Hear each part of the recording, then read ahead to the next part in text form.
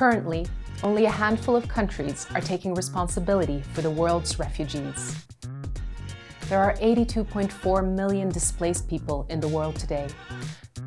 34.3 million have fled to another country. These people don't have a choice. They are forced to flee because of war, violence, or persecution. Some countries, such as Lebanon, Uganda, and Sweden, have taken in large numbers of refugees year after year, while other countries are doing everything they can to take in as few as possible. In many cases, the countries that take in the fewest refugees are among the richest. Japan has the world's third largest economy, yet it has only received 1,400 refugees in the last decade. The United States used to take in the largest number of resettlement refugees, receiving up to 100,000 refugees every year. But under Donald Trump, that number dropped to 10,000 in 2020. Most refugees coming to Europe arrive on the shores of Italy and Greece. In 2015, the EU put in place a temporary relocation scheme that required countries to share responsibility for hosting refugees.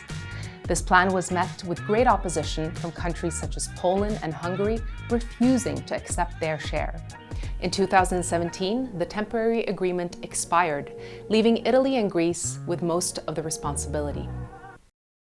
The countries that have been generous in accepting refugees are now changing their policies because so few others are willing to help.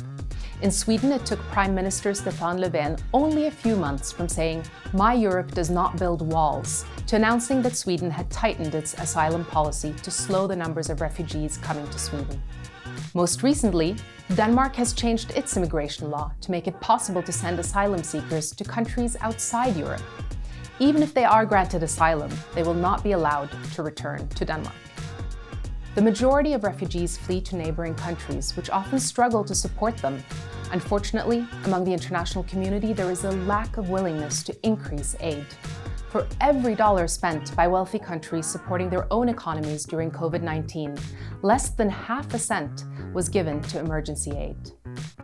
With enough support from richer countries, it is possible to safeguard their protection.